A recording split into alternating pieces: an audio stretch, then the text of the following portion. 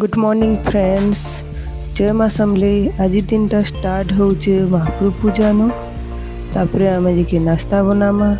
नाश्ता रे आज बनै छे मुई चक्केल पिठा आ उडुपीर चटनी।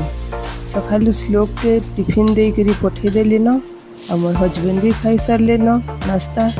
आ इटा मुई आ माँ घरे खाएमु। माँ के भी दे देथिले न नाश्ता।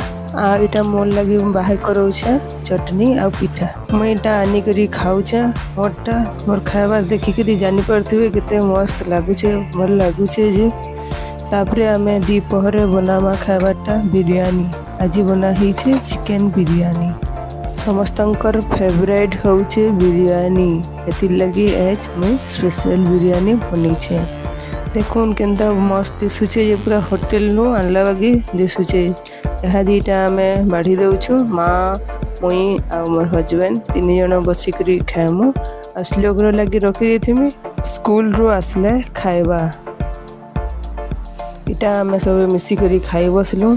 बहुत भल लागुथला पूरा होटल भागी। आ आमे खाइबारटा एंजॉय करूछु। आ आपण माने देखुन मुई तो देई नै पारे।